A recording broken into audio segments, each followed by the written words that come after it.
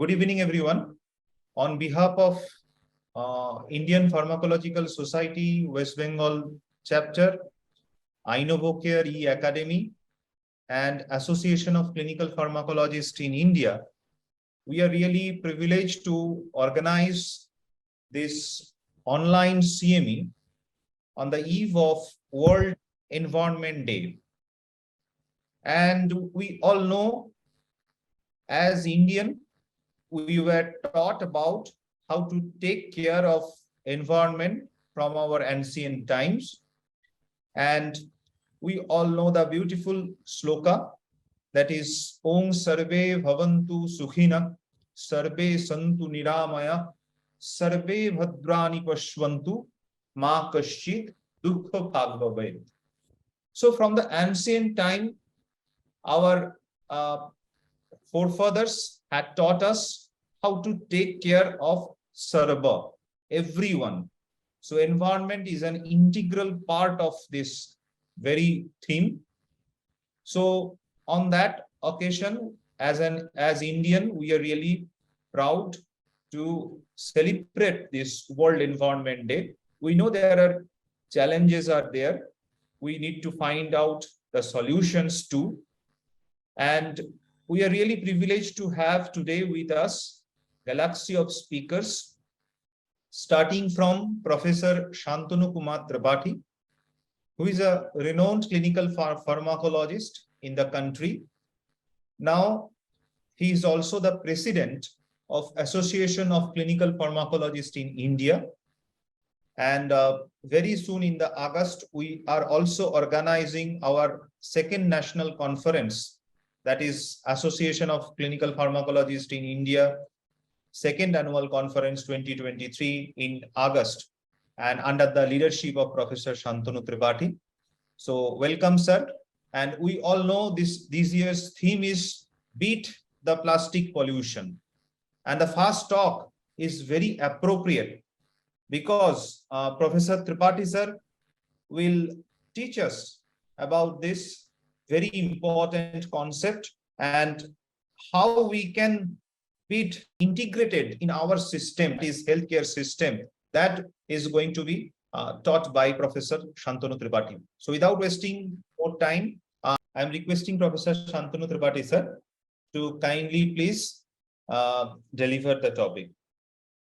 Welcome everybody, and today we are here to observe the World Environment Day 2023, and we have a series of talks, brief talks. And to start with, I am here to talk about the plastics in healthcare. This is in sync with the slogan of this World Environment Day 2023's slogan, this year's slogan, and that is Beat Plastic Pollution, Ecosystem Restoration. We all know now how we are actually sitting on a huge, you can say, mountains and mountains, huge mountain of plastic. As we know that these plastics, they are not really biodegradable. They are not easily degradable. So it is very, very difficult to really dispose them off. And post-use, they get sequestered in the nature in different forms.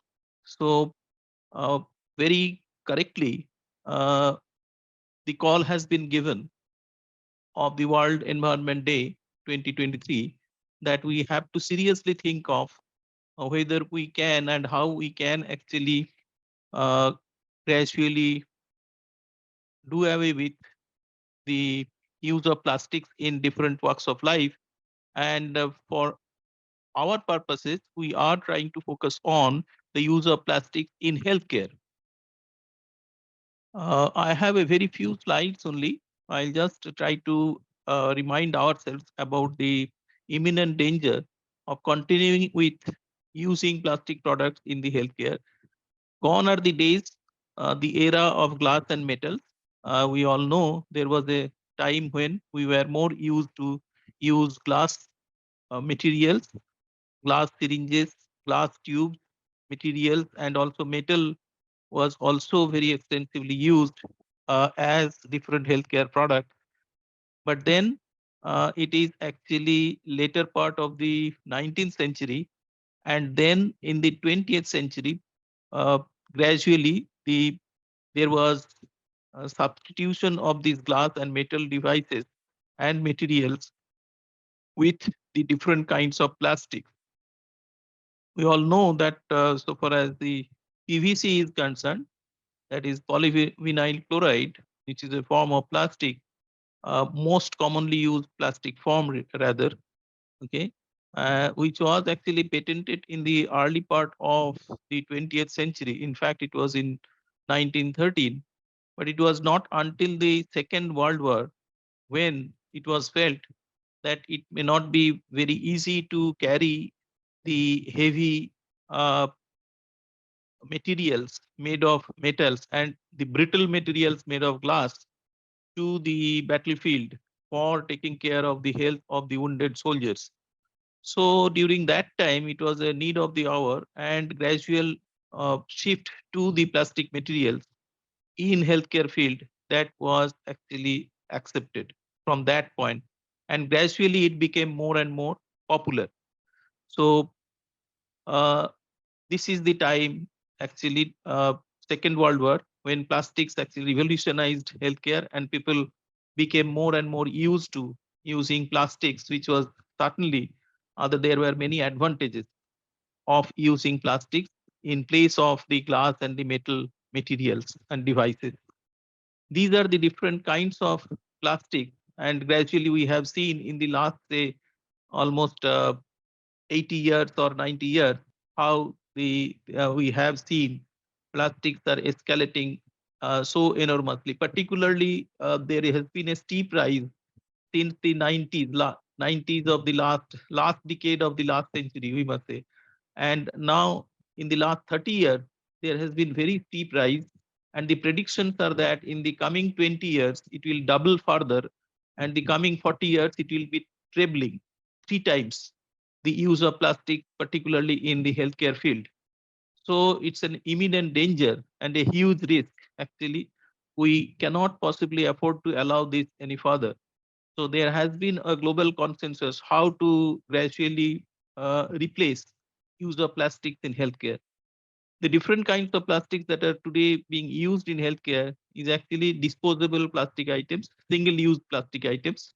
The disposal of plastic are usually done by two methods. One is incineration and the other is landfill. Neither of them is a safe alternative or safe procedure of disposal. When you are incinerating, you are also uh, actually encouraging uh, the generation of fumes and gases with huge health hazard. And when you are landfilling, you are actually allowing these materials which are non-biodegradable to get to contaminate the nature and gradually also posing risk to the lives of other creatures or other species. Okay, so in fact, in some of the countries, some of the European countries, landfilling of plastics has been banned also. We all know that packaging of medicine, okay, and also uh, use of container for medicine, there has been huge uh, use of plastic for that matter. Apart from specific uses in medical field or the healthcare uh, areas, there are, if you think of a hospital, plastics that are otherwise unrelated to healthcare, there is also huge use of such plastic materials, and thereby all these add to the biomedical waste production. Okay, as a general estimate, by different surveys, it has been found 1/4 to 1/3 of all healthcare wastes actually is contributed by different kinds of plastic. So there are reasons to be concerned about. Now, these are the two broad types of plastics that are used. One is called thermoplastic and the other called thermosetting plastic. Thermoplastics are ones that can be molded again and again by use of heat. So recycling is possible for them. The examples are polythene, poly, polystyrene, and PVC, that is polyvinyl chloride.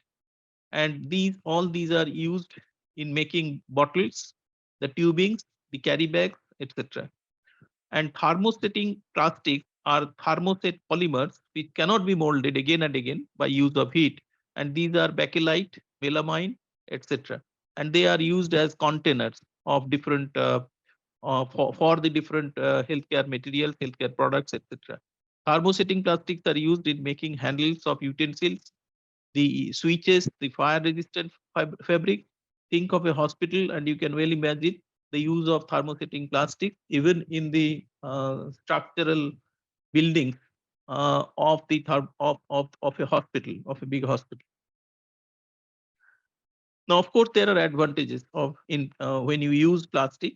First of all, it has a low production cost as compared to if you can think of different kinds of metals or different kind of alloys or different kinds of glasses, etc. They can be easily molded into various shapes. They are flexible. Okay, they are lightweight. They are resistant to corrosion. Okay? They can be otherwise can be also decontaminated easily. They can be translucent, transparent, or opaque.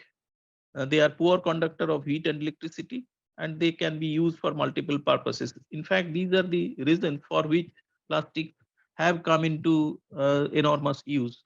And in fact, we also remember during our childhood days, there were glass syringes. And then gradually we found that these glass syringes before use, they used to be otherwise boiled or autoclaved, etc. But then came the so-called disposable syringes that single use. You just use it and throw away. But there is also hazard, the possibility of recycling and improper autoclaving, etc. The particularly in the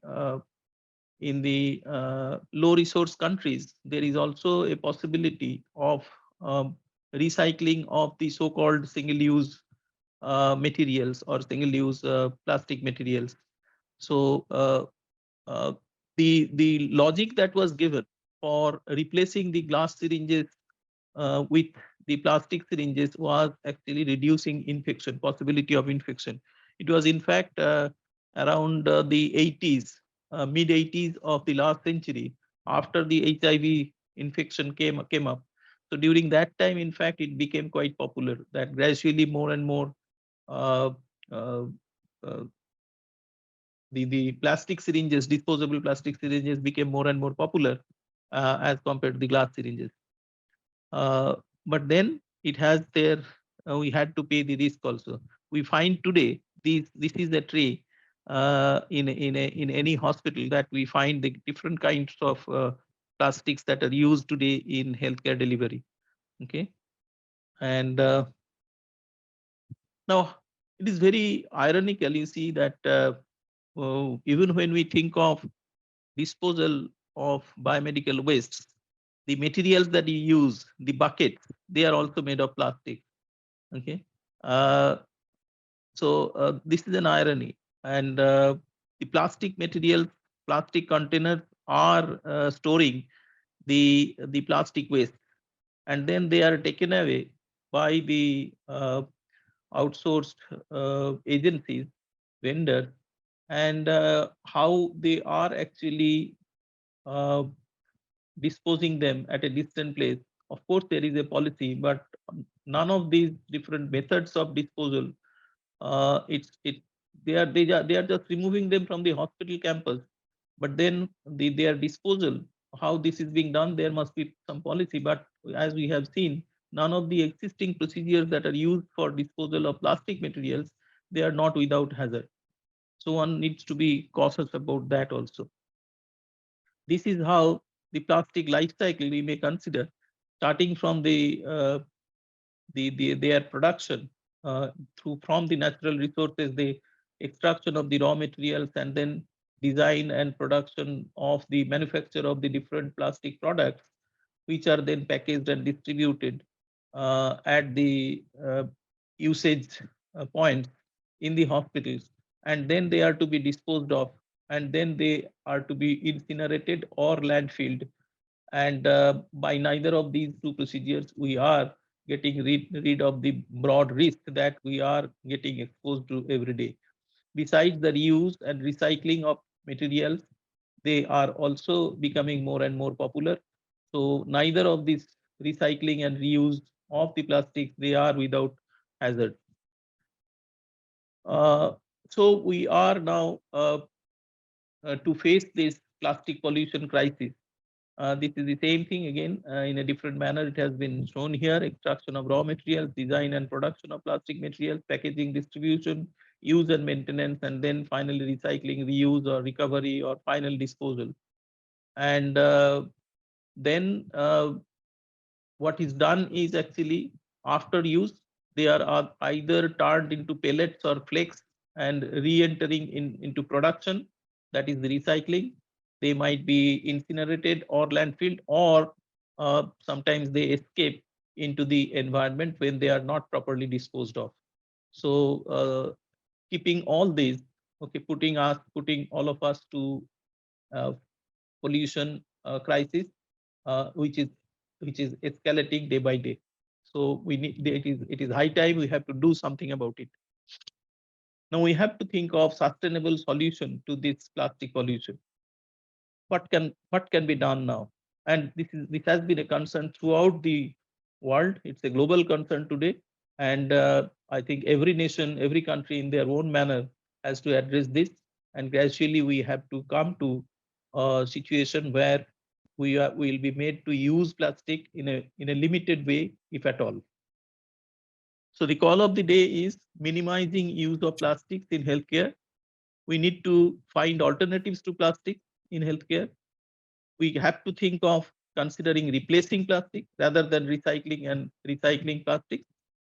Why? Because both the process of recycling as well as the recycled product, both of them remain hazardous to health and to the environment. So recycling may not be the answer. We have to think of actually replacing suitable alternatives, environment-friendly alternatives. So we need to consider including plastics under the category of hazardous healthcare waste. Up till now, it has not been labeled as hazardous healthcare waste. So time has come when we have to think of that. The other suggested solutions are, first of all, it is the healthcare professionals who need to join hands, and only through a concerted action effort by the healthcare professionals, possibly we can bring about the change. Charity should begin at home. So only when we start doing this consciously at our clinics, at our hospitals, then this will send a signal to the industry, and they may be motivated to produce environment friendly products. So it's almost like uh, hen first or egg first situation. The industry may say that we are producing this because they are using it, and we are saying that as doctors, healthcare providers, we are saying we are using them because they are there.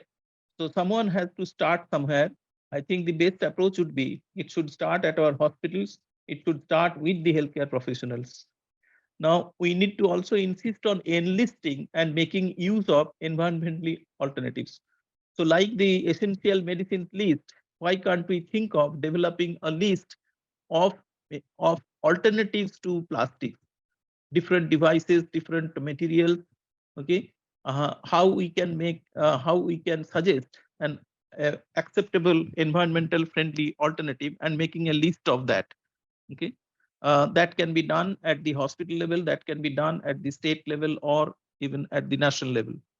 We need to go for information, education, and communication for all stakeholders around the healthcare, including the starting with the doctors, of course, doctors and nurses. We need to plan for and holding widespread campaign throughout the country and beyond. And it is time that we develop our national policy reforms, okay, which is urgently needed. And some of the countries, some of the nations, they have already started this. Particularly, our experience during the COVID time has not been very pleasant, and we have seen how difficult it was actually to dispose of the leftover gowns. Okay, most of them were made of plastic. Okay, so disposal of single-use plastic materials is also not so easy. particularly during the pandemic time, as we have experienced it. And in fact, the enthusiasm in trying to find alternatives to plastics in healthcare has been actually received much meaningful attention after the COVID pandemic. And that was my last slide. Thank you very much. Thank you, and over to Dr. Shambo.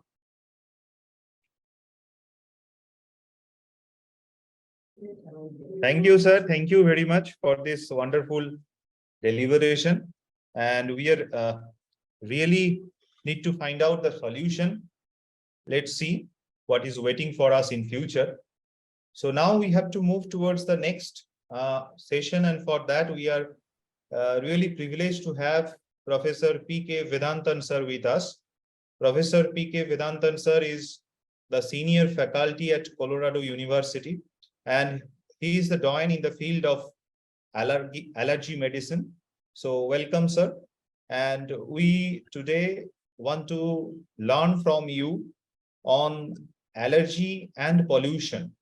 So how they are connected. We know the number is rising day by day, and one of the major cause is this environmental pollution. But we want to know from you, sir, how we should take care of our environment and how this environment and allergy they are interlinked. So we want to learn from you that. So over to Professor P.K. Vedanthan, sir. Good evening, Shambo. Good evening to everybody. I did not know about this occasion at all. Just 2 hours ago, Shambo sent me any WhatsApp message and said, today is World Environment Day. Can you speak for 15 minutes? So I thought that was an important occasion. And coming from Shambo, I said, okay, we'll just do it. So I just prepared a very, very hurriedly prepared a PPT presentation with a movie. So it may not address all the things you want me to say, Shambo.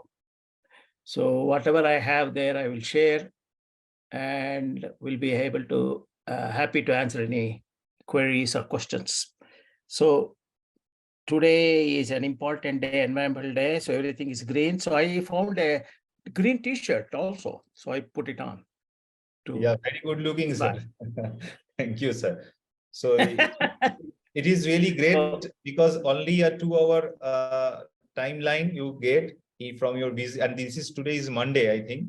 So you were too busy in there, but you give us your time. So that is, we are really thankful to you, sir. That no issue. Let me go ahead and share.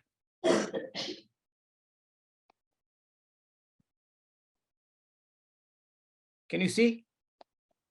Yeah, it's coming, sir.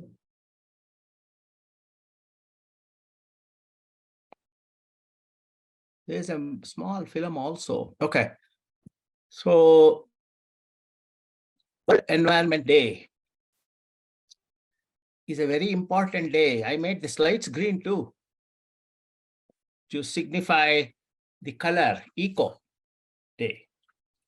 So this is an important day for all of us, all the living beings on this globe. This is an important, not just a day, the whole period is important that we are going through a crisis. I just was listening to the previous speaker, Dr. Pat, about the plastics, which is a major issue.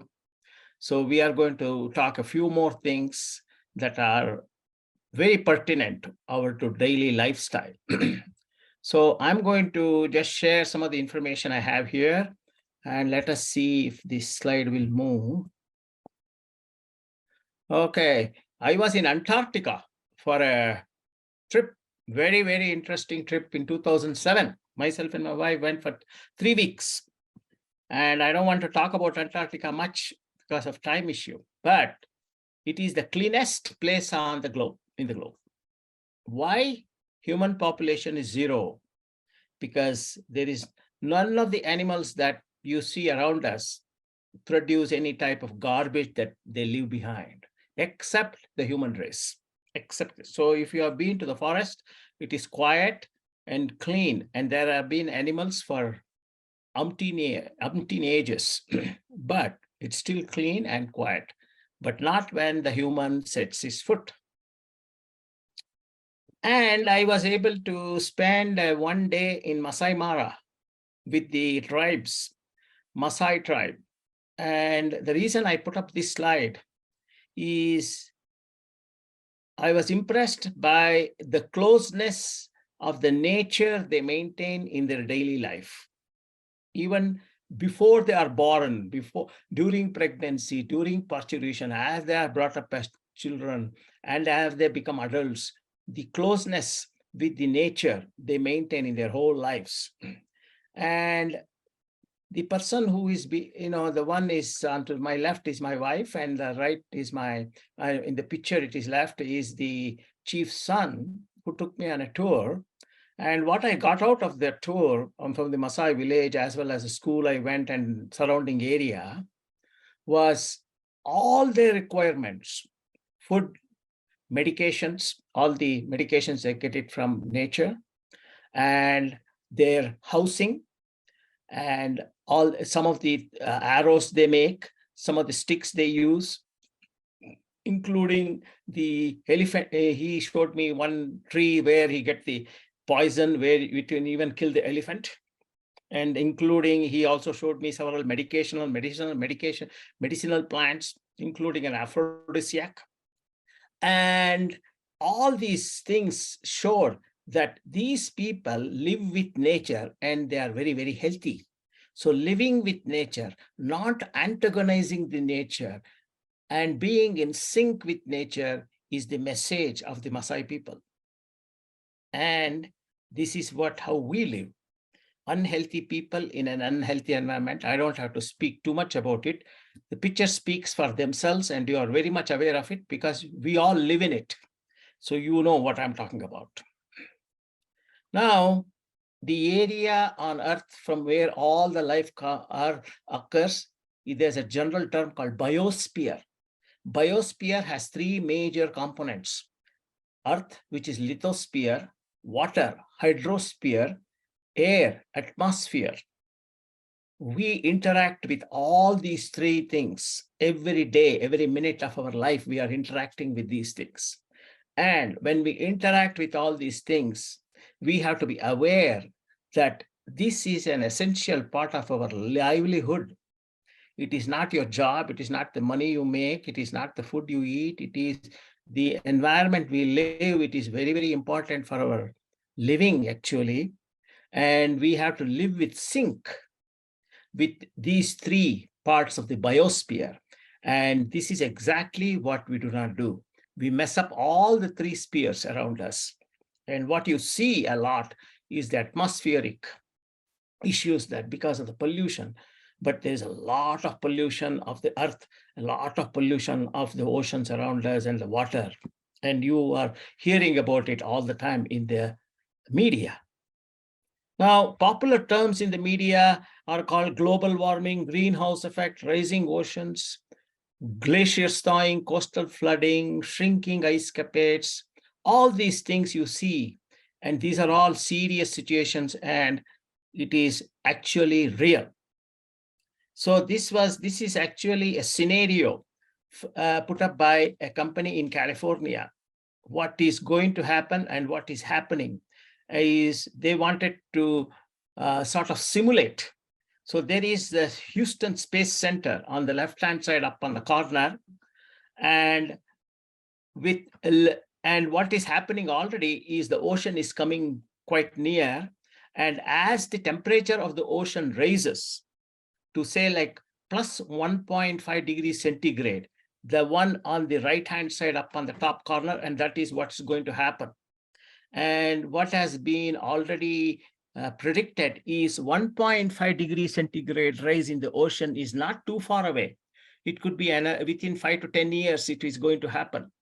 And you can expect quite a bit of flooding as well as rising oceans across all the coastal areas across the globe, a lot more in some places than others.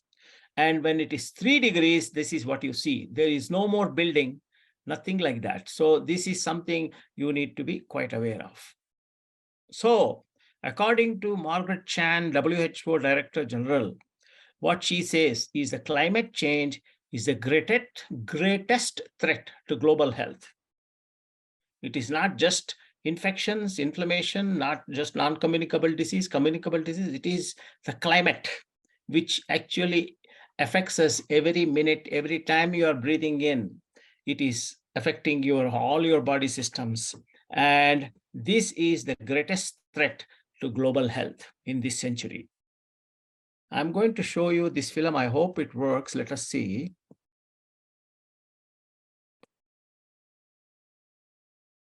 Looks like it will. Air pollution consists of chemicals or particles in the atmosphere that pose serious health and environmental threats.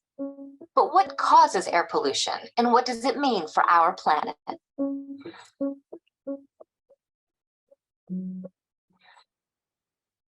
Some air pollution comes from natural sources like volcanic eruptions, wildfires, or allergens. But most air pollution results from human activities, such as energy use and agriculture. There are different types of human-made air pollution. When we burn fossil fuels to produce energy, they release greenhouse gases into the air.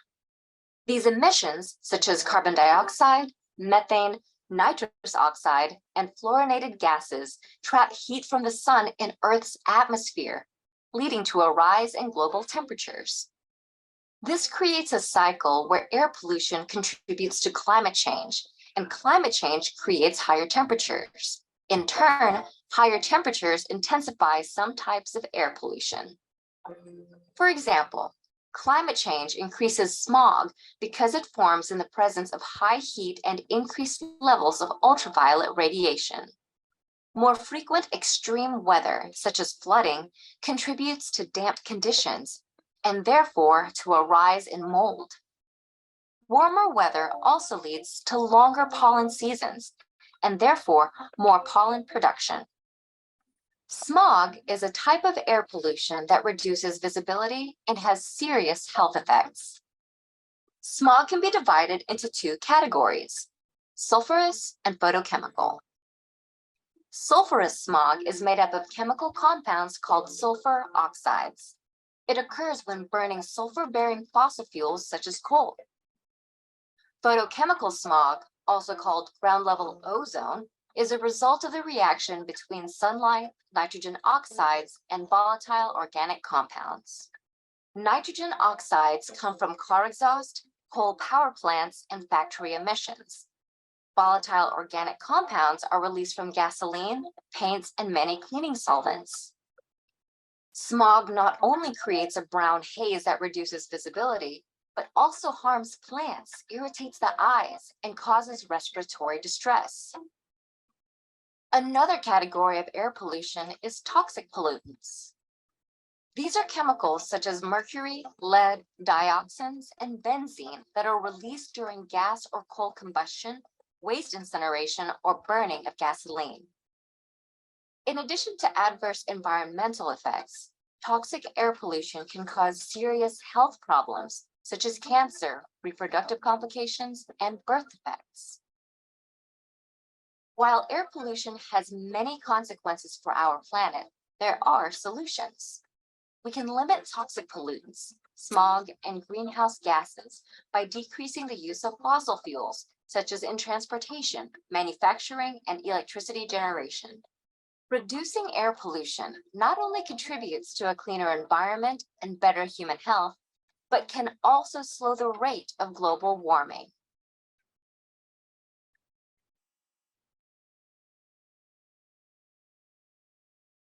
So this just gives you a ballpark picture of what's happening around us. All of us have already experienced it quite a bit. And should we worry? Answer is yes, for sure. We have to worry about this.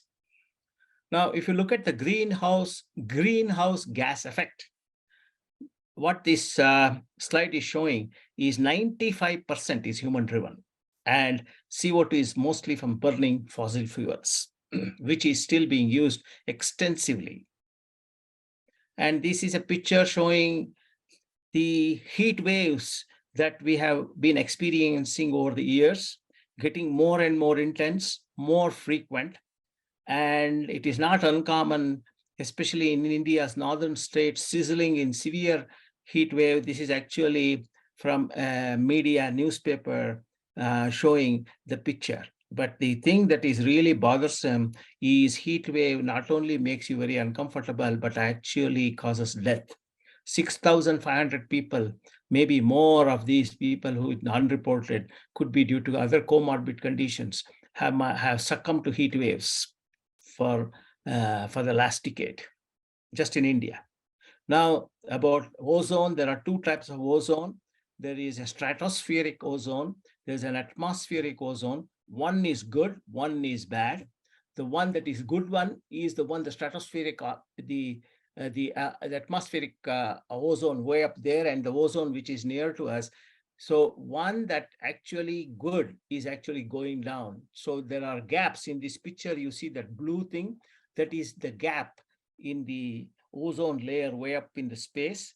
And that actually causes significant amount of ultraviolet waves that comes in. So ozone layer is not only inflammatory, but also toxic and causes respiratory diseases, including asthma, and cause a significant amount of oxidative changes.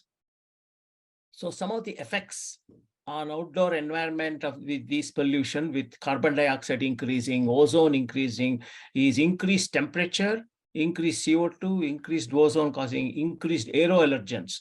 The pollination goes up, plants grow bigger, they actually pollinate earlier, they pollinate longer, they pollinate a lot more heavily. So as far as allergies go, it is actually much more intense with these warmer temperatures. So there is increase, and when you go and you study these pollen ingredients, they are more allergenic than the normal ones. So there's a change in the character of these plants and pollens, actually, including crops. The carbon nitrogen ratio get varied, and that actually increases alters the cultivation around us, and brings down the nutrition value of the crops too. So these things are all due to the adverse respiratory environment that we are facing. And on the inside, because of the increased moisture, and there is more mold growth, whenever there is more moisture and there is increased temperature, warmth. So moisture and warmth leads to more dust mite, more cockroaches, more rodents, more molds, and they are all very, very injurious to respiratory health. Definitely allergy-wise, they cause a lot of issues. And because of this elevated CO2, fungi also becomes more abundant, flooding happens, and that promotes quite a bit of fungal growth. And there are major floodings happening in many, many countries. And basically there is a huge flooding scenarios occurring in China, India, America, and there is nothing like, and Japan. So these are all issues related to the climate change. And the effect on insects, increased mosquitoes, increased vector-borne diseases, and that leads to much more use of mosquito repellents, and that causes much more air pollution, and so this is sort of a vicious cycle. And this is what I told you about the crops. The crops causes not only, it may look like increasing yields, but the content of the protein in these grains is lower. So the overall effect on agriculture with these environmental changes, climate changes, is more negative. What may be harmful to the humans may be good for the birds.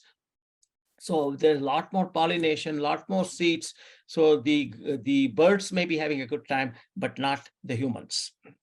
So there is an entity called thunderstorm asthma, which occurs off and on. And the reason why it got into prominence was of episode of severe thunderstorm asthma occurring in Melbourne in the 80s, and when there was on one single day, when there was heavy thunderstorm, because of the thunderstorm, and usually occurs in the summertime, warm temperature. And what happens during that time is because of the warmth, the pollens, especially the grass pollens being light, they move upwards and the water comes down, and these pollens, they absorb the water, they rupture, and there is what we call as microaerosols. So these pollens generally, if you look at the size of the pollens, it's around 15 to 20 microns, and that is not that does not enter your lungs at all. Usually it stops in your nose because of the mucociliary action as well as the filtering mechanism. But when it is microaerosolized, where the diameter of these pollens, of these small ones, could be like 1 microgram, 1 to 2 microns like that, and then what happens, they enter right into the lungs, almost like a bronchial inhalation challenge. So when that happened, in one night in Melbourne, 10,000 people got sick. There were 1,500 hospitalizations and 10 people died because of the thunderstorm. Out of the 10 people, 6 were Asians. And what has been shown is the Asian population, especially from India as well from the Far East, are genetically prone to have severe thunderstorm asthma when this occurs. So we need to be aware of it. And they don't have to be severe asthmatic to start with. There were many of these people who got quite sick with asthma were only having symptoms of allergic rhinitis, and they probably had a tendency towards asthma. And we also know that upper airway and lower airway situations, they sort of exist together. Like that means if you have allergic rhinitis, you might not have asthma symptoms, but if you do a methacholine challenge, it will be positive, which means you have a tendency towards asthma. So these people who are apparently quite healthy to look at on a day-to-day basis got very, very sick that night. So the message here is you don't have to be too sick to get into situations like this. So important thing was it could be prevented by just being on regular medications. So if you notice there is going to be a thunderstorm in your area in the next few days, which is quite now possible because of all the meteorological reports that we get, it is not a bad idea to forewarn your patients who have allergies, who have asthma, even mild, to go on inhaled steroids. And that seems to protect them against thunderstorm asthma. Just going on inhaled steroids will protect them against these major episodes that can happen. And this is sort of an overview figure showing you all the different aspects of changes that happens in the climate and in the environment, both indoor and outdoor, and how that could adversely affect our allergy asthma patients. And it has got all these pollution, CO, sulfate, black nitrous oxide, biomass which occurs indoors, and increase in the fungal growth. I'm just going anti-clockwise in the fungal colonies, and also the particulate matter increasing, and usage of diesel gasoline generators, as well as traffic related air pollution, which is another major issue which I was not able to cover because of time issue. Because in India, especially diesel fuel is extensively used because of it is cheaper, and the diesel actually burns. It does not burn completely, and if you compare diesel fuel vehicle as compared to a petrol vehicle, the diesel vehicle puts out 1,400 times more particles than the gasoline vehicle. So we have a lot of particulate matter, diesel exhaust fume particles floating around, and that is well known to potentiate allergic inflammation. So children and young adults, especially who are out in this environment, who are prone for such diseases, say like they have some allergies, respiratory allergies, and they are inhaling diesel exhaust fumes on a daily basis. Even school bus is not an exception. 30% of there is 30% diesel exhaust pollution even in the school bus. And these children become asthmatics over a period of very short period because of the potentiation of allergic inflammation by diesel exhaust particles. So, and then you have the dust storm and the thunderstorms. Then these pollen seasons, pollens increase, as I told you. And in allergic individuals, they have leaky epithelium. Allergy is an epithelial cell disease, so they have compromised epithelium, and these pollens and dust mites and all those molds, they have proteolytic enzymes that actually causes weakening of the cement in the skin, and mucous membrane enters and causes allergic inflammation. So this was an interesting survey. 5,600 doctors were surveyed in USA to see how many people knew about climate change affecting their health. The thing was only 10% of people really knew a lot about it, and about 30 to 40% knew there was having some health issues, and majority of the people knew there was something happening. They did not know anything in detail. So such a survey could be done in India to figure out the climate and health awareness, and to see our health professionals, how much do they know about the climate changes affecting the health. This may be an interesting survey to do. Shambo, for you, idea for you. So what is the future? Future, temperatures will continue to rise, ocean temperature will rise, atmosphere CO2 will rise. So the future doesn't look too bad, too good, because we are still continuing. People do not change habits, governments do not spend the money, and already a lot of damage has been done, so we have to pay the price. But we need to start reducing the usage of fossil fuels and invest in climate change, make it like a public health research, education, educate the public, so it's a multi-pronged approach. Reduce urban pollution, reduce carbon footsteps, use renewable energy, solar, wind, water, nuclear. So the electric cars, electric vehicles will make a difference, and also established effective monitoring, and switch from two-wheelers to bicycles is a good idea. And this is a good thing to do, is to start biking more. This is the way we were brought up. In our childhood days, even during college days, it was not uncommon for us to bike at least 25 miles a day, and we didn't talk about it, we didn't speak about it, because it was a normal thing. Nowadays, people, if they bike for 5 kilometers, they say, I bike for 5 kilometers today. So there is nothing better than switching to biking, because it is not polluting, it is good for your muscles, good for your lungs. So this is something you need to strongly consider.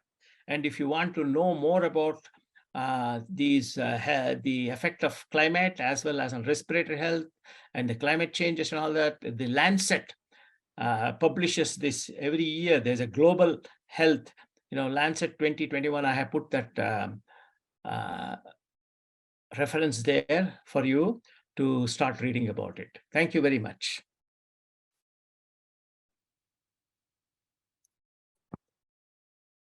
Okay, Shambo, can I stop the share?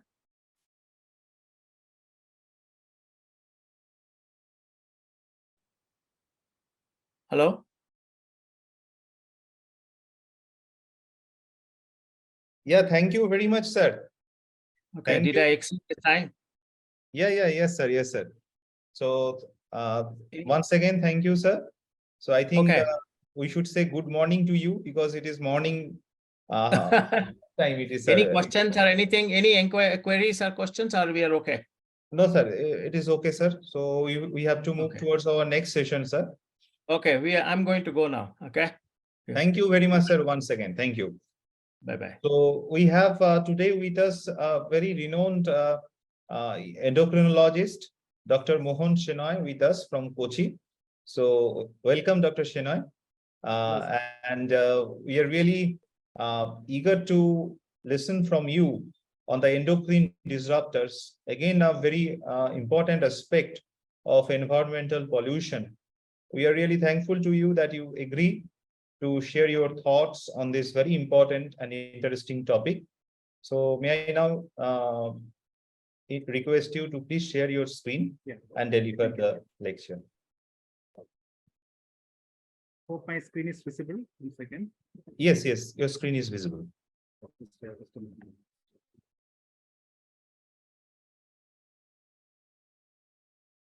So thank you, Dr. Shambo and Dr. for giving me this opportunity. So I will be just discussing over the next 15 minutes regarding this good topic which he has given me today, that is endocrine disruptors on the occasion of World Environmental Day. This is a very important topic. So when we go through any literature, we just think about what are we going to discuss today. So already the topic has, the context has been set regarding what we are having, lot of burden of air pollution. But now what is the environmental day, the theme of environmental day? So say no to plastic. That is the first thing which the theme is really meant about. So I will be telling regarding endocrine disruptors because I am an endocrinologist based in Trivandrum. So we have gotten so many new patients who are coming in with described or non-described issues. So we don't know many things which endocrine hormones are also affected.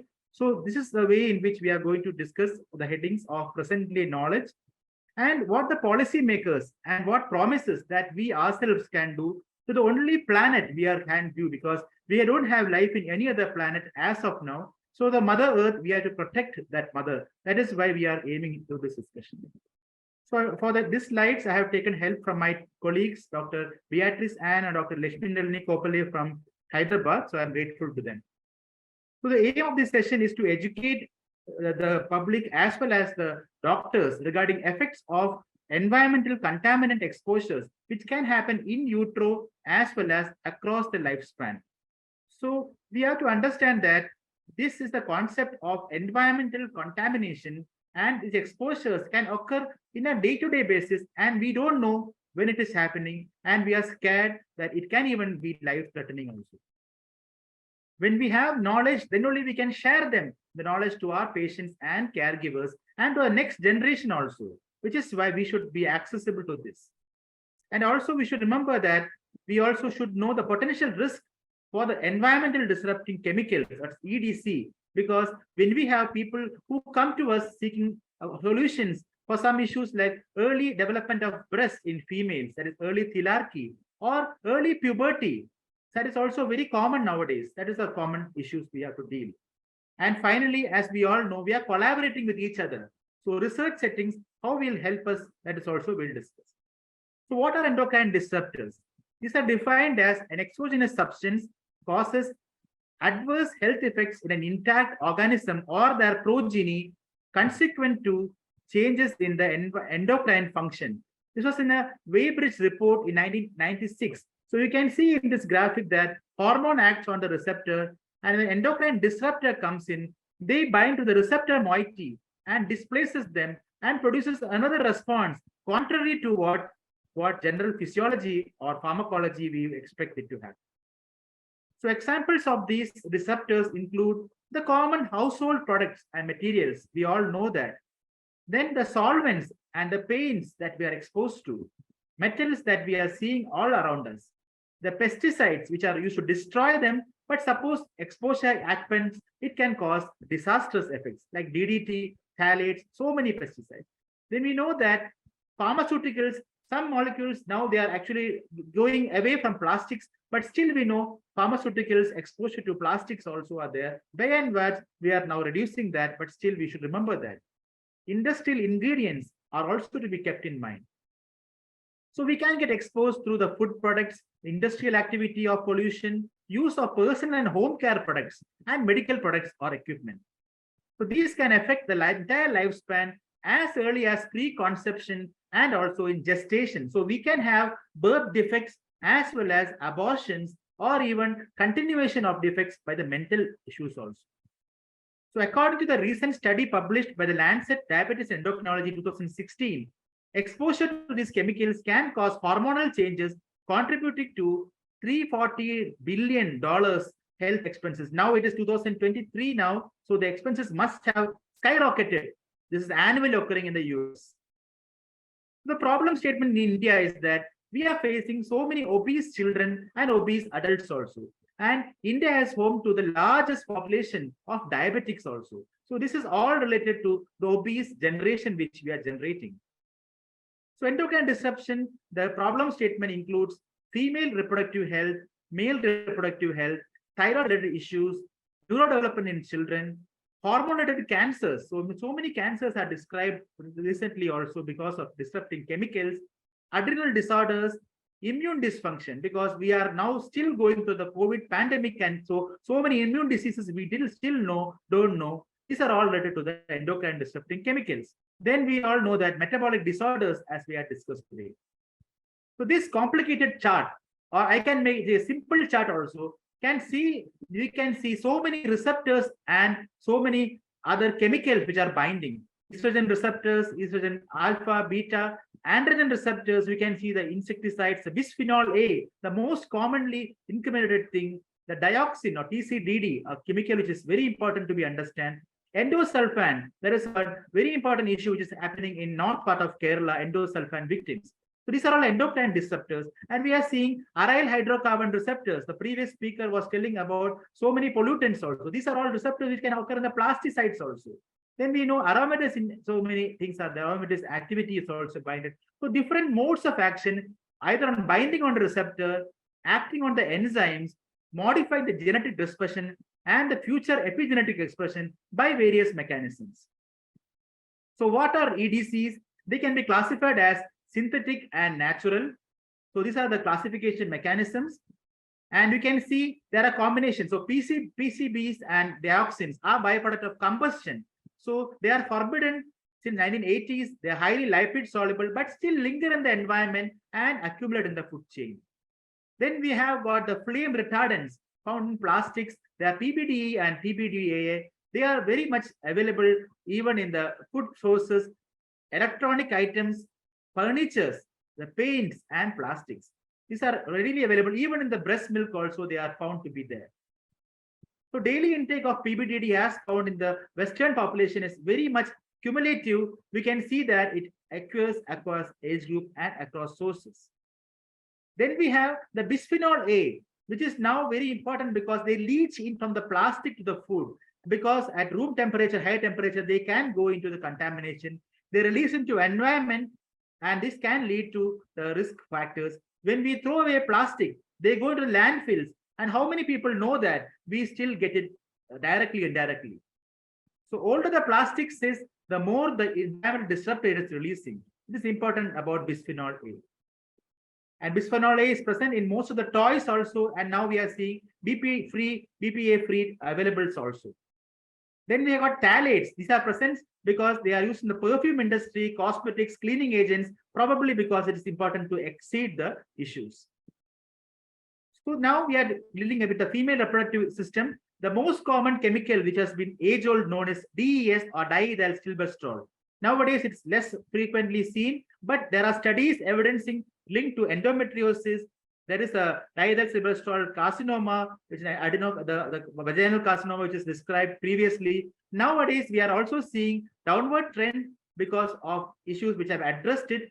So increasing evidence shows that this can affect signaling of the puberty timing, the fecundity, the fertility, and also the menopause. This is why female reproductive system is trending worldwide. A summary of the endocrines in the female side, you can see DES in utero exposure leading to abnormal cervical uterine ovidate abnormality, vaginal adenocarcinoma, as I have told you, and endometriosis also described by phthalates. Precocious puberty, DDT is accumulating. That is what we are known to happen. That premature thelarchy or the breast development, as I have told you, due to thyroid atmosphere. These are all evidence-based medicine is published in literature. Breast abnormalities and breast cancer have been probably due to the polymorphism of the genetic expression by these environmental disruptors. PCOS, because polycystic ovary syndrome has been seen by increasing the AGE accumulation. We also know that fecundity or the decreased fertility has been described to the persistent organochlorine chemicals in the organ. So these are all evidence through anecdotal evidence. How this happens is by attaching to receptor molecule, the estrogen receptor, and they get converted to testosterone. So the male features develop on these issues. So even the in utero also exposure can lead to the abnormal exposure which is there. So when environmental disruptors is happening, these bind to the attachment where molecule actually receptor binds, and finally this doesn't happen. The normal response of conversion of peripherally to testosterone does not happen. That is why the males may develop low sperm counts, and sometimes they also have an abnormal expression of testicular dysgenesis also. So male reproductive system, that is a testicular disruption syndrome, and we have got testicular dysgenesis syndrome also. This affects sperm and semen quality, the urogenital tract abnormality, including hypospadias. We are also seeing evidence through this all literature published from Italian studies of age of exposure of dioxins affecting the sperm quality, an inverse association of the PCBs with the semen quality, and also the non-persistent pesticides can affect from the Swan et al. Study. So this is from the evidence I had told you, the Paulosi et al., that hypospadias incidence in USA has been increasing to the exposure to these chemicals. And also malignancy high lifetime risk has been ascribed through these chemicals being discovered in the chemicals in this body. Now coming to the common issue of prostate cancer, this has been provided by evidence for maternal exposure to wind closing. This can call anti-androgen effect similar to the DDT and DDE. Farming pesticides can affect the P450 enzyme pathway, butylate, permethylate, fluorate. These are all described in literature. Environmental estrogen exposure, arsenic, cadmium, UV filter, erbium. Then you have got the PCBs, which can estrogen sulfate transferase enzyme effects. So again, BPA also affected. Next, coming to the thyroid dysfunction, this has been described very recently by the Elizabeth Peirce et al. Publication in the American Academy recently concluded AACA meeting. This author told that there is evidence of perchlorate toxicity causing negative effects on thyroid health, leading to TSH issues, because these chemicals can affect the thyroxine directly and even lead to hypothyroidism and abnormal fetal and child growth. This survey has evidence from the National Health and Nutrition Examination Survey data from the women, and measuring the urinary iodine estimation found increasing evidence of urine perchlorate, and producing these issues was evidenced by the hypothyroidism also. So this study concluded that this has evidence of EDC affecting thyroid hormones variably, and pregnant women and infants may be vulnerable to the possible effects of these chemicals on neurodevelopment, and manufacturing and drinking water may be properly regulated, because filters and proper chemicals should be screened like arsenic to reduce the environmental disruption chemicals. So research is required further on this heading. And last part of my talk will be on the neurocrine damage and childhood growth provided by the chemicals which the children have nowadays by the rapid urbanization. We know that these companies are producing so many chemicals, we don't know many things as such. So not to blame anybody. So we should ensure that the next generation does not have harmful effects of these, including increasing screen time, because when these people get more screen time, the sleep is disturbed, and this can directly affect the neurotransmission also. So environmental chemicals, puberty, this is evidence from obesogens by Gern and Bloomberg et al. The white adipose tissue affected by sympathetic system, as I have told you. Estrogens getting directly, adipogenesis also directly affected. Animal studies had shown on DES that these affect the leptin, adiponectin, interleukin 6, and triglyceride pathways. In vitro studies done by my own friend Shaktivel et al. Published also the BPA and bisphenol A on lipid accumulation. They had done studies on urine bisphenol A studies. PPAR gamma affected, they are called organotin affection. And finally, genistein or phytoestrogens present in soy can promote lipogenesis at high concentration. These are all the summary of evidence regarding these chemicals. So we all know the roots of obesity run deep. So we should definitely create healthy future, because healthy future is required in our just younger generations. And last concluding note on what researchers and what policymakers can do. This is the evidence of US EPA office, which has published time to time by workshops, problem statements, implementation plan, but still we are stuck here after 2004. We don't have a concrete plan how we can tackle and how we can reduce the climate change. So we are summarizing the talk by telling that we are finding day to day so many products in our own practice. It's affecting our plastic bottle, the metals, so many chemicals we are exposed to. We can do so many things by following the recommendation of our scientists. This is my teacher, Dr. Elizabeth K. My senior, Dr. Piyush Gupta. We each form a group, and these have got task force on IAP guidelines on fast food and junk foods. And these are the code for the junks. For want of time, I won't, but this is available for free. You can check it on your time. And now this is my publication, which I have been making. Last year it came out, childhood obesity, by which we had touched upon endocrine aspects of this important health problem, and endocrine disruptors definitely mentioned in the prevention aspects. Dr. Swati Bhave Madam has shared this slide for me. This has summarized wonderfully on all the chemicals which are available in our own presence. These are dioxins present in meat, the paint, and all chemicals having so many other issues. So we should ensure lead-free paints, which definitely is our aim from IAP ECHG group. So cutting on our own home, we can eat more plant items. We can swap the non-stick cookware for cast iron and stainless steel. We can stay away from plastics, not just the bisphenol A. We can check the labels of our beauty products. We can filter the water and avoid the fake stuff. We don't do any calories. The key points of my discussion today is to make you understand that EDCs are an emerging global health problem whose disease risk we are not clearly estimated so far. And we require urgent action by knowing the knowledge, and novel test and novel biomarkers is required, because assays estimate now only through the liquid chromatographies and gas chromatographies. We don't have a ready-made assay for this. And we know that recently so many new chemicals have been described with new sites of action. So the last word is still not out. Recently, we are also seeing that the wildlife population, the zebrafish, the turtle, all those populations previously not exposed are definitely found to be exposed. So they are also to be addressed in the future. I would like to give you a small summary of all what I have talked today by giving you a key important 6 P's which are harmful.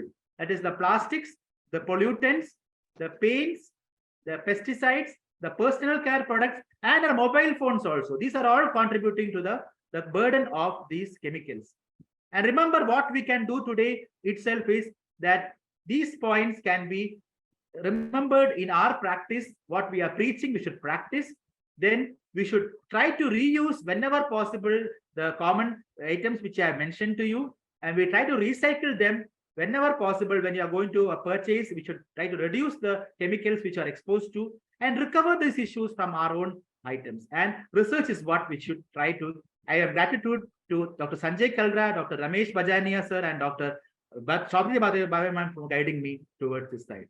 And also, I would like to recommend to you the Endotext publication from Dr. Beatrice Ann, from which I have taken my presentation, and also Prakriti website on YouTube channel of the ECHG group, which I am proudly partnering with. Thank you all for the kind listening, and thank you, Shambhuda, for this opportunity. Thank you, Dr. Shenoy, for your wonderful deliberation of the endocrine disruptors. So, Shashank sir is also here. Thank you, Shashank sir. Yeah. Welcome, sir. We are really grateful to have with us now Professor Shashank Joshi, who needs no introduction. He's the past president of API, RSSDI, and also currently he is the president of TSI, Thyroid Society of India. So welcome, sir. And sir is dedicated not only to improve the human health, also how we can improve our environment health. He is doing lots of work on that. So we are really thankful that sir has joined us. So now may I request sir to say a few important words on this very important day. Over to Professor Shashank Joshi sir. So thank you, Shambhuda. I'm really grateful that you and your entire team decided to celebrate the World Environment Day. And, Dr. Mohan also gave a good talk. So I'm not going to talk too much. We are all here. We live on planet Earth, and we are 8 billion people on planet Earth. 1.4 billion each live in China and India. And we are, whether the air we breathe, the water we drink, or the food we consume, it's all about how we disrupt it or pollute it or, have challenges with it. What has happened in the last 300 years with modernization, urbanization, civilization, economic development, we forgot to respect our environment. And I think we have paid a very huge price, particularly in the health space. And I think Shambo and Mohan, Shenoy, and all the people who are here, I would like you to urge that we should have a public fact sheet of do's and don'ts for lay people for good health. What is it that we should do and what we should not do? And the second thing is for people with diseases, like suppose somebody has diabetes, somebody has hypertension, somebody has a kidney disease, somebody has thyroid disease, what they should do, do's and don'ts from an environmental standpoint. And, we should practice what we preach. So there's no point of we telling and preaching all this. And then ultimately, when it comes down to drinking water, we drink it from a plastic bottle. Or, this is how we really need to change our environment. And my last take-home message is that, Earth needs to breathe air, and our lungs are polluted.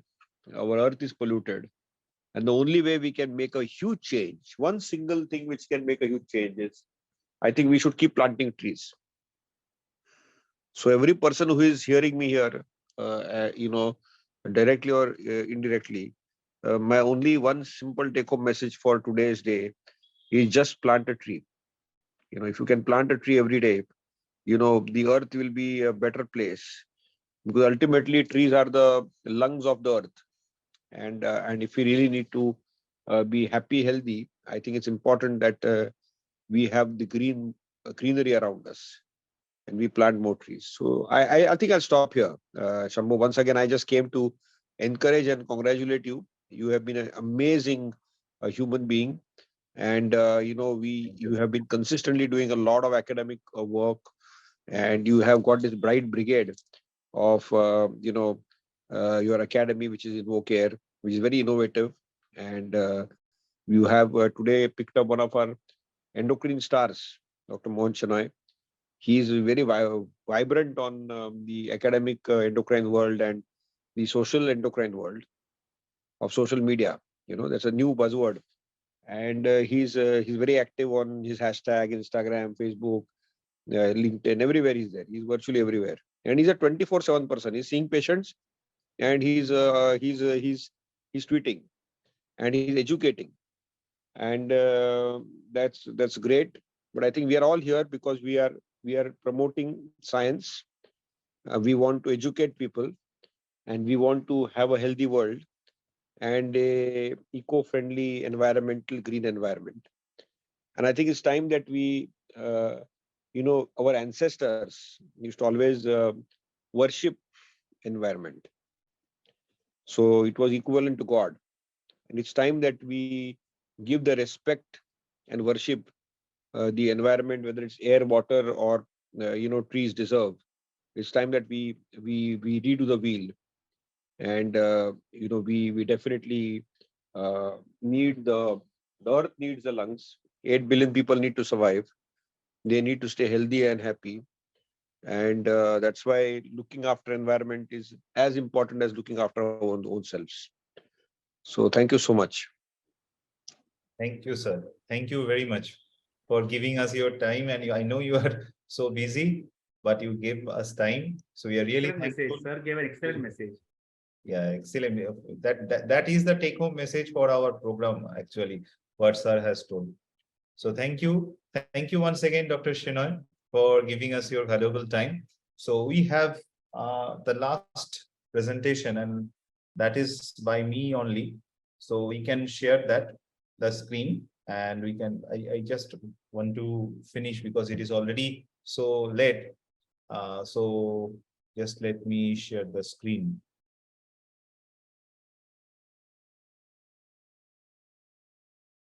Yes. So it's visible. So thank you, everyone who are there with us. So today my topic of discussion is on air pollution and human health. I think this is a very important issue when we talk about air pollution. As Professor Shashank Joshi had mentioned, that our lungs is our plants, but we are missing our lungs because of different types of activities, starting from urbanizations to making more and more factories, buildings, etc., etc. So this is a very important issue we need to address. And for next few minutes, we'll discuss on these broad headings. That is, number one, what are the different sources of air pollution? How climate change and air pollution, they're related. We'll definitely discuss a little bit on air pollutants and particulate matter, and what are the impact on health by this air pollution. So when we talk about sources of air pollution, it is important to appreciate that major sources are large-scale human activities. So today, Professor Vedanthan had mentioned the beautiful environment at Antarctica, and the main cause of that beautiful environment is there no human is residing there. So we human, our activities are majorly contributing to this air pollution. It could be industrial apparatus, power plants, combustion engines, and automobiles. And most importantly, automobiles are responsible for approximately 80% of the pollution. So when we talk about sources, it could be some major sources like power plants, refineries, industrial plants, or some municipal incineration. It could be indoor pollution like cleaning materials, printing materials, refueling stations, like that. It could be mobile sources, as already we had mentioned about the vehicles, cars, trains, aeroplanes, or different transportation modes. And natural sources could be also responsible, like forest fires, volcanic eruptions, and dust storms, also the agricultural burning. So when we need to address this air pollution along with the climate change, it is important to note that climate change is closely linked to environmental degradation and impacts the planet's quality. So what happened? Ultimately, there will be rising temperatures, and that is due to different types of pollutants, the carbon, methane, tropospheric ozone. So when ozone is there in the troposphere, that is rising the temperature. Also different types of aerosols. They alter the amount of incoming sunlight, and which is radiating back. That amount is reduced, and ultimately the temperature will be raised. Melting of ice, icebergs, and glaciers due to this rise in temperature. And I think all of us now experiencing the same. What happened today in Kolkata, we are feeling almost 47, 49 degrees Celsius temperature.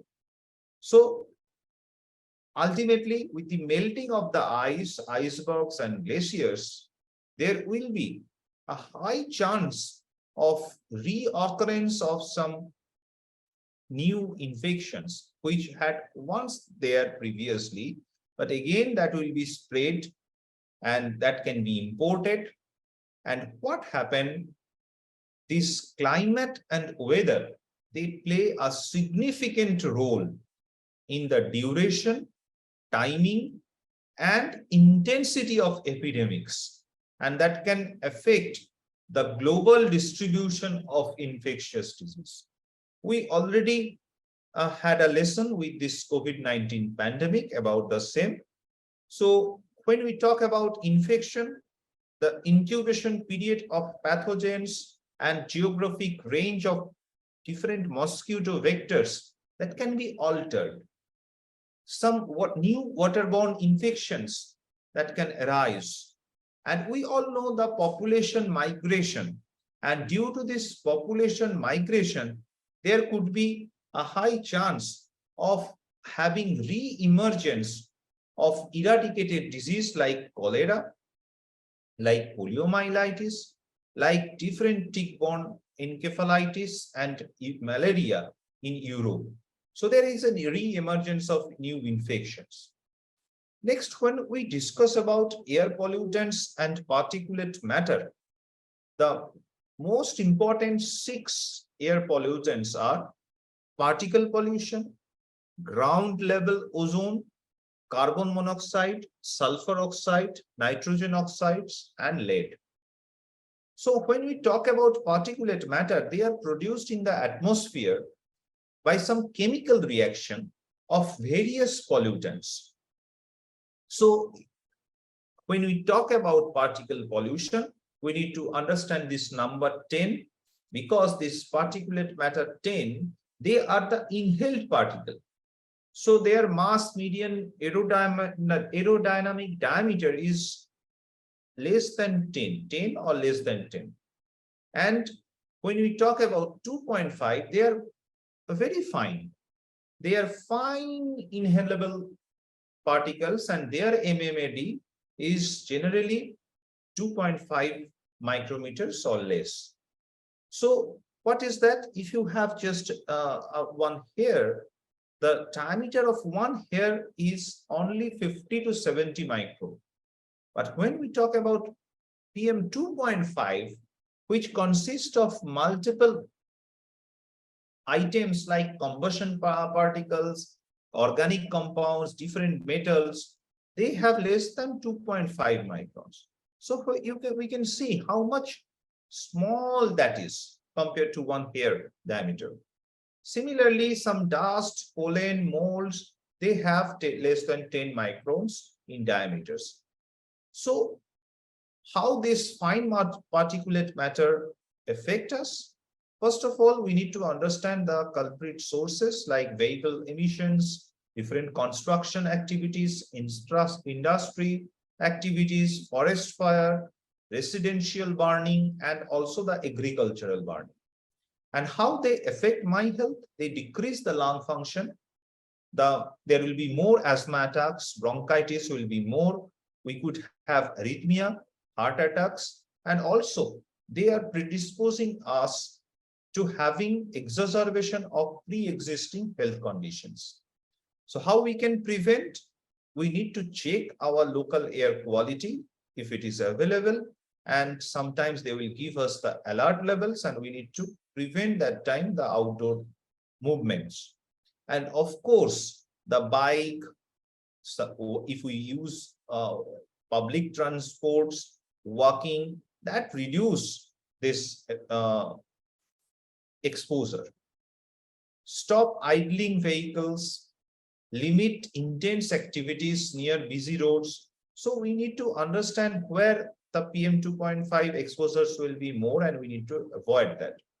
Local burn bans need to be adhered, and also consider indoor alternatives.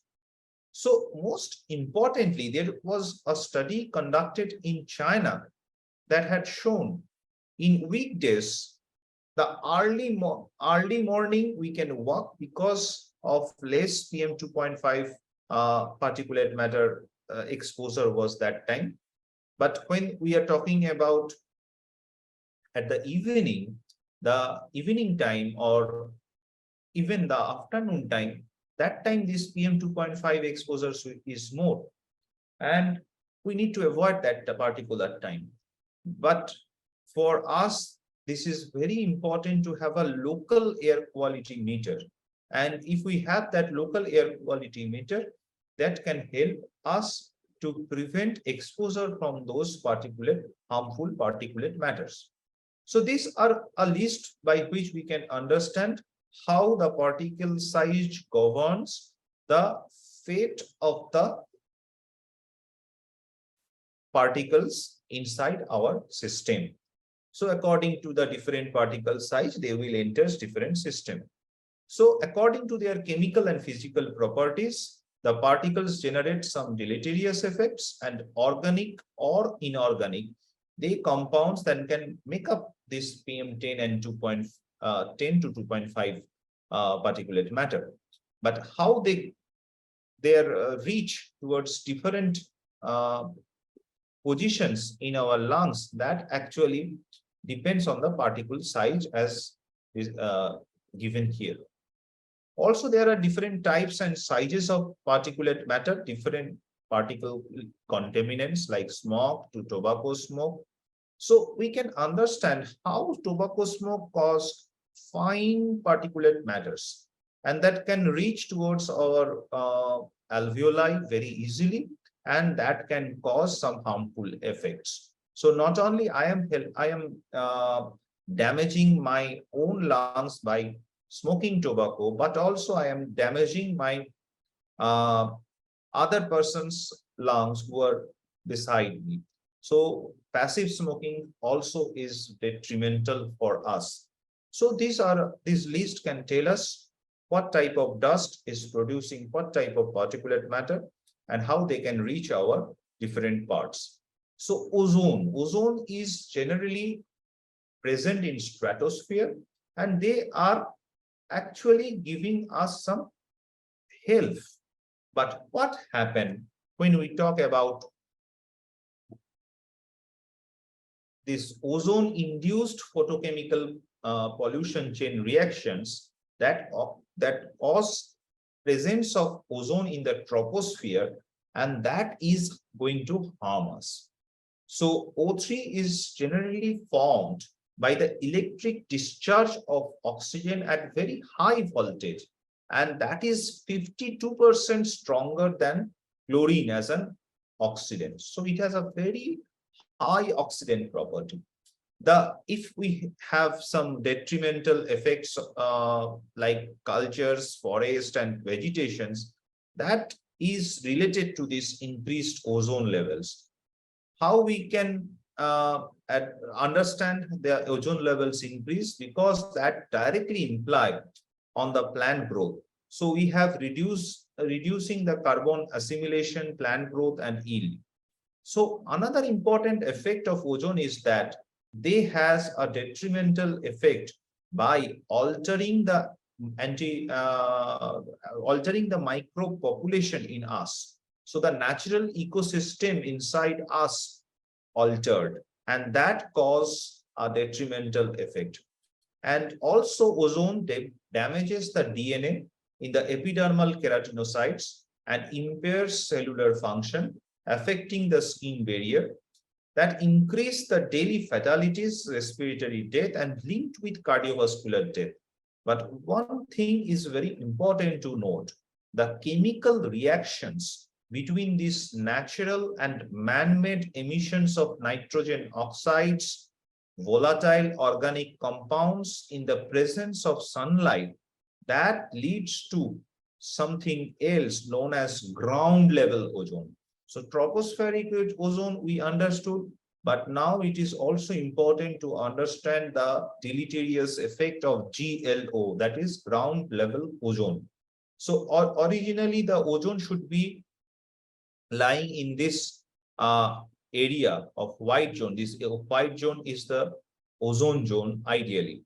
But what happened? It comes in the troposphere, and then it is coming very close to the surface and producing this ground level ozone.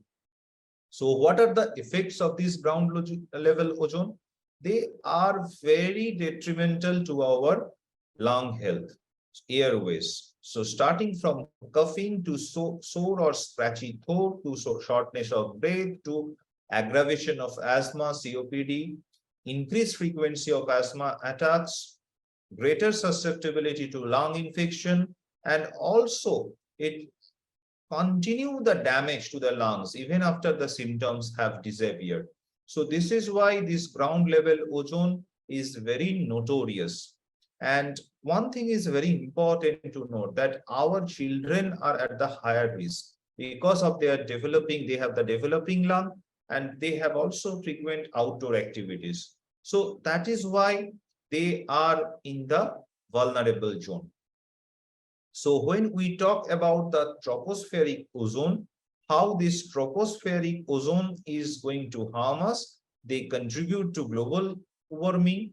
There is almost more than 1 million pollution-related deaths every year, and millions more chronic disease with this. And our agricultural ecosystems, everything is destroyed by this ozone. So we know this, how this methane, carbon monoxide, non-methane volatile organic compounds, and nitrogen oxides in presence of sunlight, the photochemical reactions, they will produce this highly oxidant O3 molecule.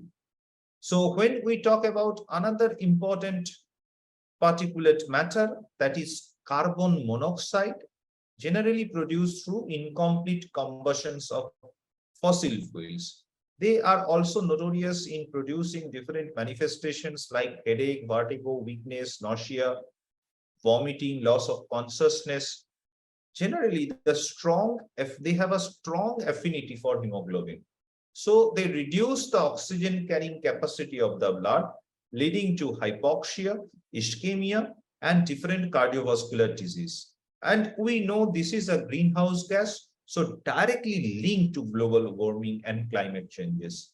So elevated soil and water temperatures contribute to the extreme weather events and cyclones.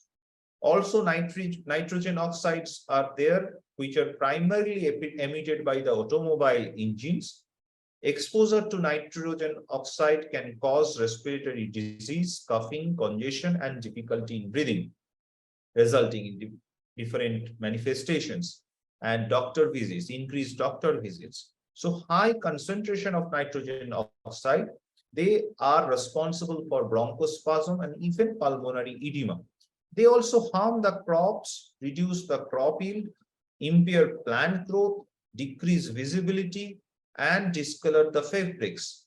If it is more than 2 parts per million, they have a direct effect in the T lymphocytes. Specifically, the CD8 and natural killer cell activities will be diminished. When we talk about sulfur dioxide, generally emitted through the combustion of fossil fuels and industrial processes. They also cause respiratory tract irritation, bronchitis, increased mucus production, bronchospasm. And what happened due to this soil acidification, we have acid rain and they have detrimental effects on the ecosystem. So they have a very notorious effect on skin, causing redness of the epidermis. There will be more lacrimation and corneal opacity will be increased, and also they affect the mucous membranes. There will be deterioration of pre-existing cardiovascular disease. When we talk about lead, which is a heavy metal used in different industries, gasoline-powered engines, batteries, etc., so they can affect us through inhalational route, through ingestion route. They can absorb through skin, and even transplacental transfer can be there. And as lead is a very notorious neurotoxin, the fetal nervous system is also vulnerable.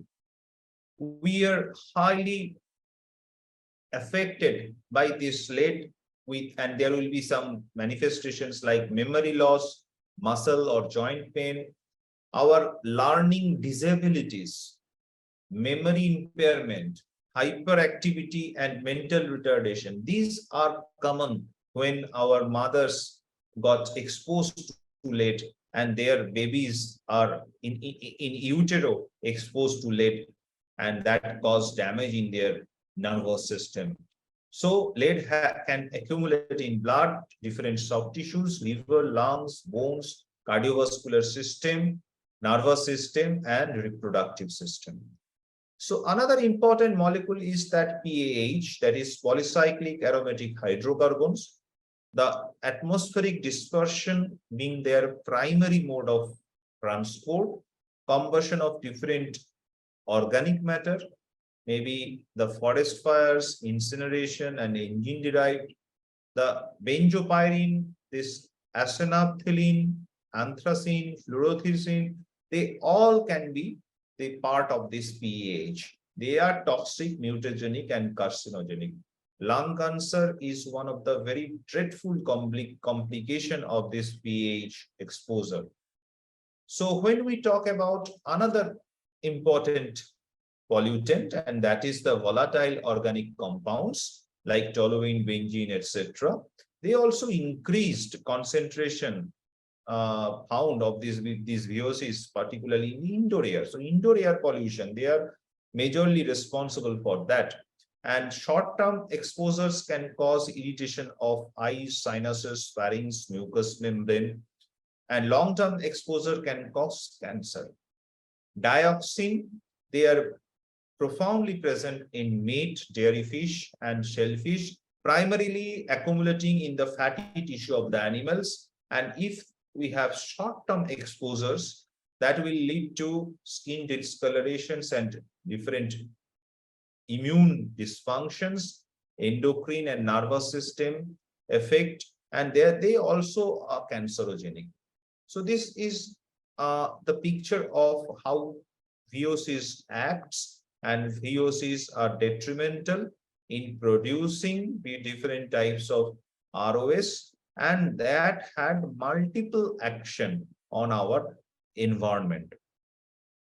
So when we talk about impact on health, the most prevalent air pollutants are ozone at ground level, the GLO, and the particulate matter. This we need to consider.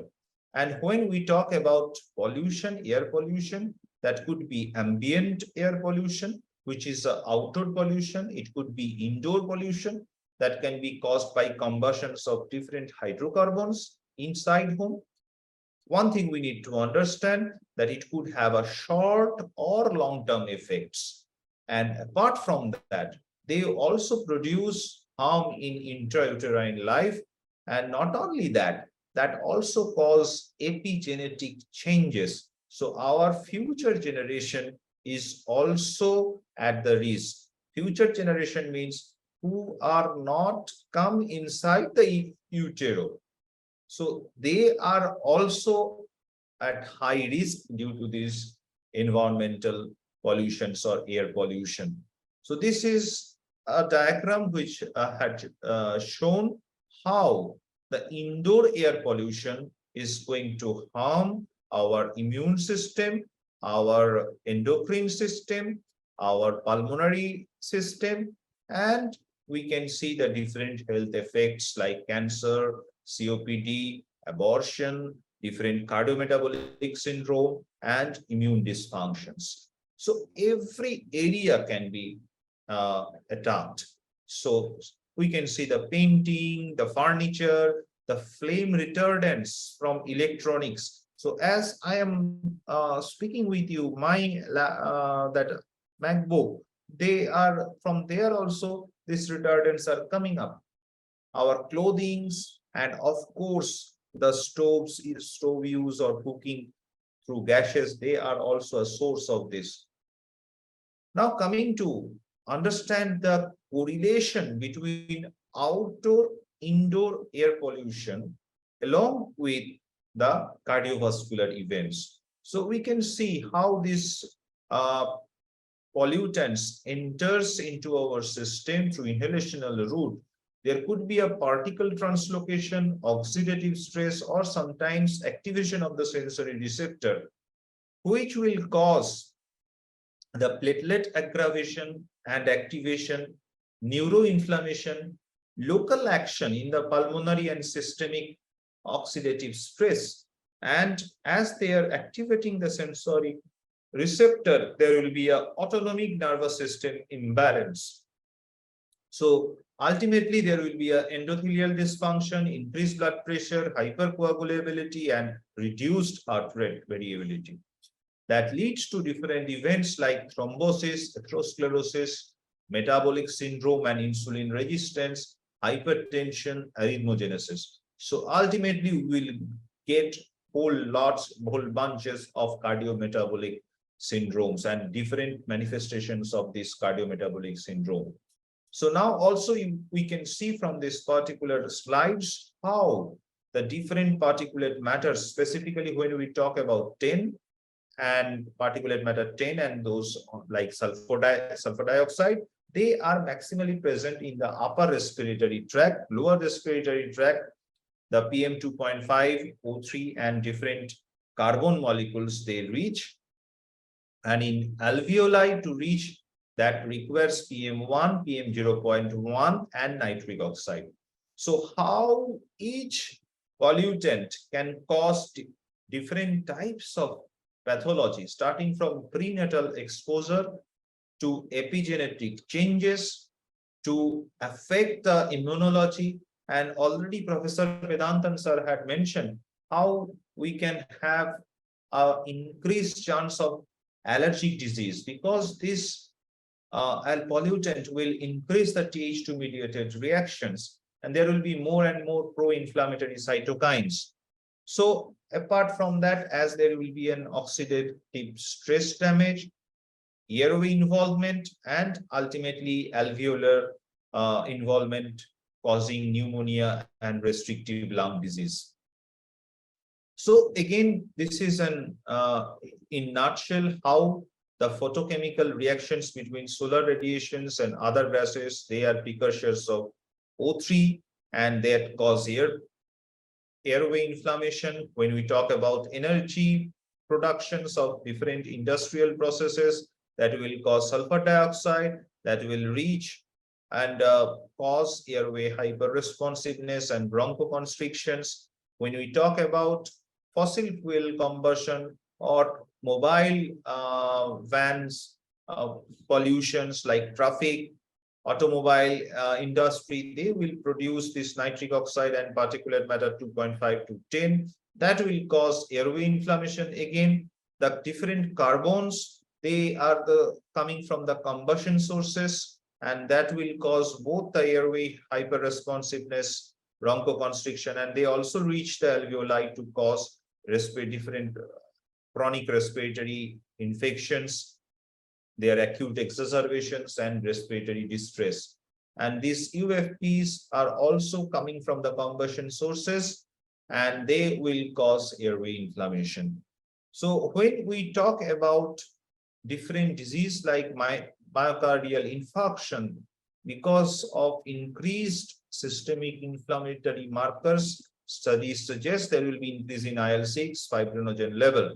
In case of neurodegenerative disease, there will be more oxidative stress, protein aggregation, inflammation, or rather we can specifically call it as neuroinflammation, and involvement of the mitochondrial functions in the neurons.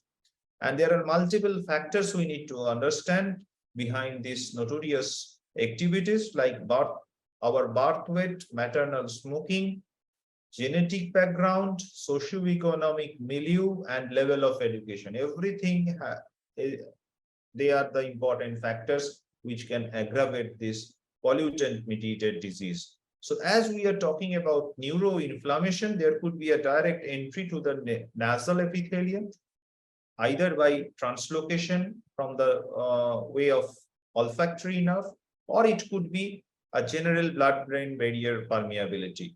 Apart from that, through lungs, through alveoli, there will be entrance into the systemic circulation and they will reach the brain. Apart from that, there could be a stimulation of the vagal nerve and that can cause also the neurogenic inflammation. So there could be some cytokine related mediated actions and also the non-cytokine factors that can cause the lung damage through this lung-brain axis. So we need to acknowledge how this air pollution can cause neuroinflammations too. So when we talk about particulate matters, pollen, benzene, and O3, they injure the respiratory system severely. There are some air pollutants, they have an effect on antigen presenting cell, and also they upregulate different co-stimulatory molecules, specifically CD80 and CD86 on the macrophages. And this specific particulate matter exposure and cigarette smoking, they also accelerate the aging process of the epidermis, and asymptomatic eye effects may be there. we could have irritation, retinopathy, or dry eye syndrome. These are all the spectrums can be involved to the air pollution. So we need to address this issue of air pollution holistically. Otherwise, we'll miss. We will miss the actual cause of the particular disease. So once again, we are really thankful that we organize this type of CME to increase the awareness on air pollution. So thank you all, and we can stop the slide share now. So now we have with us the director of our Inovocare Academy, Mr. Rohan Tripathi. So may I now request Mr. Rohan Tripathi to have his concluding remarks. Hello. Yeah, hello. Thank you so much, Dr. Samajdar, and all our esteemed speakers for this wonderful evening. It happened at rather. Thank you so much, Dr. Mohan Shenoy, for being there till now with us. Thank you so much. It had happened at a rather short notice, but we must appreciate the day that we are trying all here to celebrate, and the importance of the day in not only in our practice, in our lives, but for the entire earth and the environment. But keeping that true, it's already quite late, and in our own time zones, we must have to go now. So I would really like to thank all the speakers from the bottom of my heart. And as Dr. Samajdar said, I think it would be good now if Dr. Samajdar, you repeat the next event that we are having, the one in August. Yeah, okay. So yeah, on behalf of ACPI, Association of Clinical Pharmacologists in India, Indian Pharmacological Society West Bengal chapter, and Inovocare Academy. We are really thankful to all the delegates who had watched us, and specifically we are thankful to our faculties, Professor Santanu Tripathi, Professor P.K. Vedanthan, Dr. Mohan Shenoy, Dr. Padma Shri Professor Shashank Joshi sir, because you had given us your valuable time in a very short notice, because I think all of you want to celebrate this date, to memorize, to increase awareness about this particular day. We need to re-emphasize the importance of environment, and for that you all came forward, and I must appreciate all of your efforts. With that, I thank you all. We have a very interesting conference in the month of August, that is National Conference of our ACPI, Association of Clinical Pharmacologists in India, where Professor Shantanu Tripathi is leading us to organize this conference. I welcome you all to the city of joy, Kolkata, to experience this conference on of ACPI. So with that, good night, everyone, and thank you once again for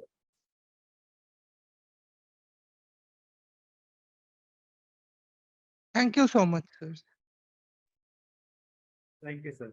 Shashank sir is actually joining. He just wants to say hi to you. Have you stopped recording? You can stop recording. yeah. You can stop the recording. Okay, thank you.